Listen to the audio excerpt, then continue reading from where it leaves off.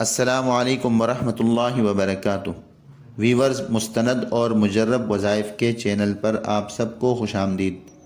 ہماری کوشش ہوگی کہ ہم آپ کو ایسی دعائیں اور وظائف بتائیں جو قرآن اور حدیث سے ثابت ہیں۔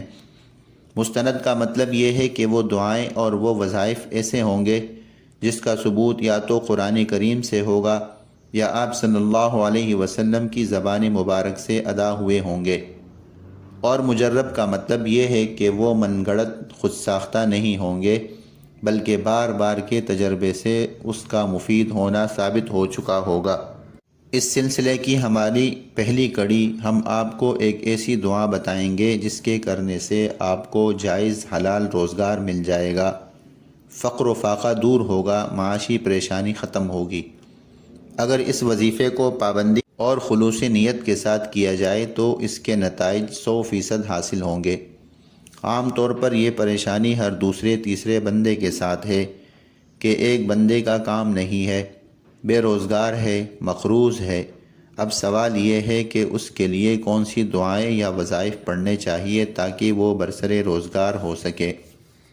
یہ جو میں دعا آپ کو بتانے جا رہا ہوں یہ قرآن کریم میں موجود ہے، قرآن کریم کی ایک آیت کا حصہ ہے، اور یہ صحابہ کرام رضی اللہ عنہم نے اس وقت پڑھی تھی جب غزوہ خندق کے موقع پر چاروں طرف سے مدینہ منورہ کے اوپر مشرکین مکہ کی یلغار تھی، اور منافقین طرح طرح کے وسوسوں اور طرح طرح کے پروپیگنڈوں سے مسلمانوں کے حوصلے پست کرنے میں لگے ہوئے تھے۔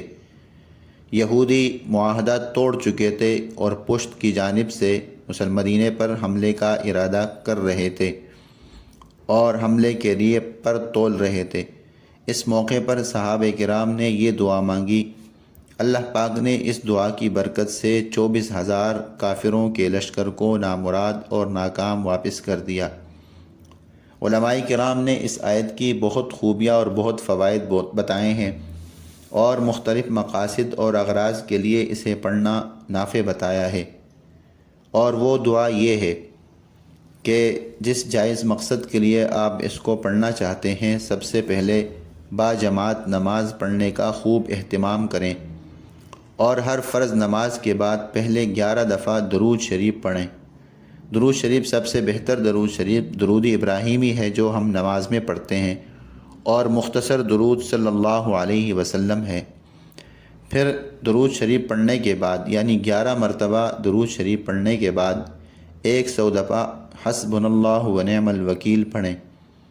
اسی طرح عشاء کی نماز کے بعد جب یہ وظیفہ پڑھ لیں یعنی 11 دفعہ درود شریف اور 100 دفعہ حسبنا اللہ ونعم الوکیل جب پڑھ لیں عشاء کی نماز کے بعد، تو خوب دل لگا کر اللہ رب العالمین کی بارگاہ میں دعا کریں اور اپنے جائز مقاصد اور بالخصوص روزگار کے لیے خوب دعائیں مانگیں، اور اس کے ساتھ ساتھ حلال روزگار کے لیے سنجیدگی کے ساتھ اپنی تلاش بھی جاری رکھیں۔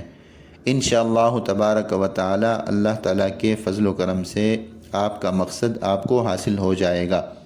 اس کے ساتھ ایک دوسرا عمل ہے وہ بھی کرنا چاہیے، اور وہ یہ کہ ہر فرض نماز کے بعد خوب اخلاص کے ساتھ 3 مرتبہ سورہ فاتحہ اور 3 مرتبہ آیت الکرسی پڑھنے کا اہتمام کریں، اور اس کے بعد اپنے مقصد کے حصول میں آسانی کے لیے سچے دل سے دعائیں مانگیں۔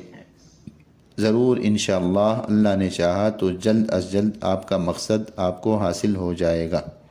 وما علینا الا البلاغ۔